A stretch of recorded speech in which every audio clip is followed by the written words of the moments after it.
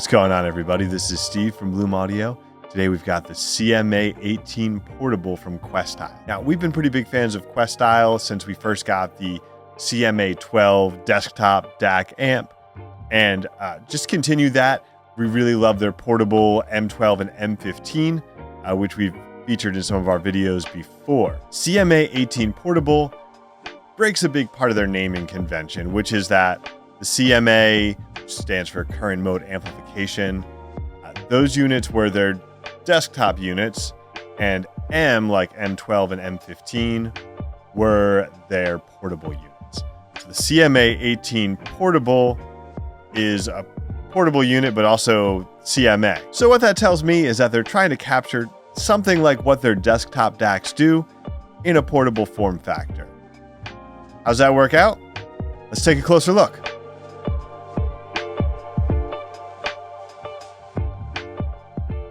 CMA18 portable has really sleek, eye-catching design, mostly exemplified in that big glass window that lets you see the inner workings of the device. And it's not just for show, as your LED lights for various indicators, volume, input, output, etc., are all under that glass window right on the board. Now, this does look really cool. I did find from time to time it was a little bit challenging to read in terms of the size and weight. CMA18 portable, it's around the same size as a lot of the smaller DAPs, like an Ibasso DX170 or an Aston Current SR35. Pretty light, very pocketable, but of course, if you're adding in an extra player or sandwiching it with your phone, that is going to be a little bit more sweatshirt pocketable than skinny jeans pocketable. One thing I really like about the pocketability of CMA18 is they have a hold switch on there. So, the idea is you get everything set, hit that switch, and you don't have to worry about the volume adjusting while it's in your pocket or input switching or anything else. So what exactly does CMA18 portable do on the technical side? You can input via USB, Bluetooth, mini coax, optical, or 4.4 millimeter analog line input. Bluetooth supports SBC, AAC, aptX, aptX HD, and LDAC. Outputs, you have the 3.5 millimeter or 4.5 millimeter, which can be used as line or headphone out, and also the capability to output the analog input via USB for recording. The maximum headphone output power is 1 watt with the balanced output at 32 ohms. And the estimated battery life is about 10 hours, with it taking about 3.5 hours for a full charge. In terms of general use and usability, there's some aspects of CMA18 portable make me think of kind of a cross between the iFi Griffin and the Cord Mojo 2. The design is a little different than either of those. You got all your buttons and controls on the left side, your outputs and inputs on the bottom of the device, but there's a little bit of that quirky cordness with the glass panel, LED light indicators under that. But the function of the device is a bit more like the iFi Griffin in terms of giving you, the 4.4, the line in, Bluetooth support, and a few other things that lean a little heavier on the feature connectivity end of things. In usability overall, I'd say it's a step up from the glowing skittle aesthetic of the Cord Mojo 2, but not as straightforward as an iFi Griffin or an Earman Angel. Really like the Bluetooth mode on this. I feel like that's a great use of the device. It can also be used as a standalone amp. Again, whether that's going to be hardlined with a DAP, another portable DAC, or something else. I will say in both of those modes, my recommendation, you're going to have it in your pocket, you're going to be walking around with it, is to max out the volume on the CMA18, lock it, and then use your other device as your primary volume control. The recording interface is another nice feature. You are going to need a little bit of work to do that. You can't just, plug a guitar or a mic straight in. So if you're using it with something like a mobile mix board, it's a pretty solid setup for, sort of a quick and dirty recording, good quality processing and all of that. But again, you're going to need some cables and adapters to make that work. So it's not like you're going to be struck with inspiration walking down the street and immediately just turn around and play something and record it. Overall, build is great, feels like a premium product. Didn't really have any issues with the basic functions of the device. So, how does it sound?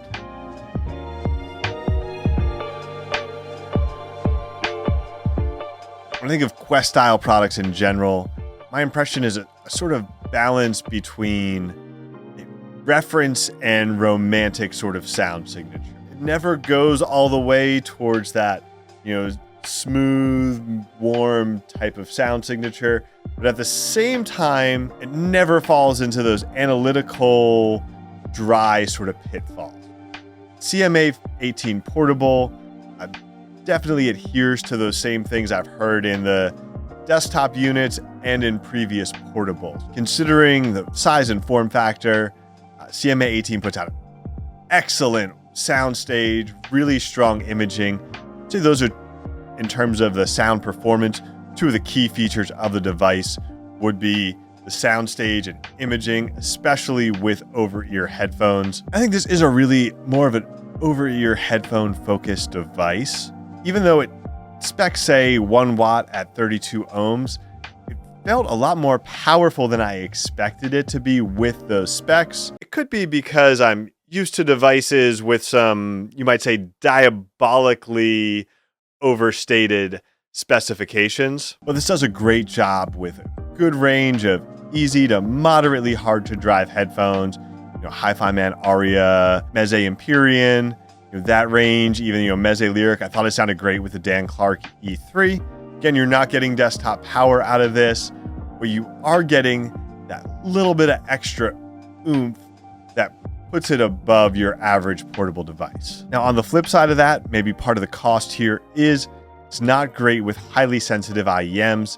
Even on the standard gain, found the Campfire Audio Fathom had a lot of hiss and background noise. Even some more moderately sensitive IEMs, there's a light bit of deep background waterfall. It would disappear when you started listening to music, but still noticeable. Sonically, CMA18 Portable definitely lands somewhere in between the aforementioned Chord Mojo 2 and the iFi XDSD Griffin. It has some of that, expansive imaging, great detail of the Chord Mojo 2.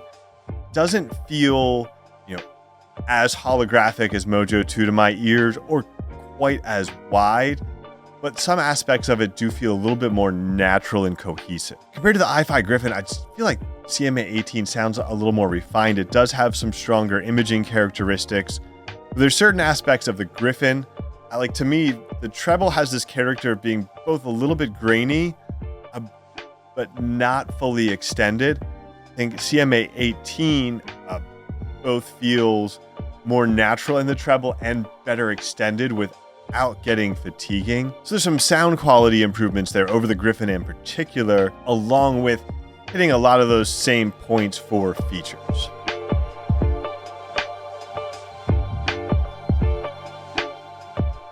So it seems like CMA18 Portable does exactly what the name implies in Questyle's lineup. Just fill in that space between lower cost, more affordable dongle DACs and the brand's flagship desktop DAC amps. And in doing that, it also carves a nice place out for itself in the portable DAC space in general. I think that if you've listened to something like the Mojo and you just want a little bit more features than what Mojo 2 gives you, things like Bluetooth, things like the 4.4 balanced output, or even that line input, CMA18 Portable is pushing a similar level of sound quality, but with a little bit of a bigger feature set. On the flip side, if you love the features of a product like the iFi Griffin, but you're looking for something a little different in the sound, a little bit more refinement in certain areas, again, CMA18 Portable gives you all those features with a step up in the sound. So while I can't say this is hands down the best portable DAC for the money or any price range or other things, think it's getting some combinations of things that are going to be just right for a lot of listeners. Thanks for watching. Check out CMA18 Portable and a lot of other great products at bloomaudio.com. Be sure to like and subscribe, and we'll be back soon with more high-fidelity audio content.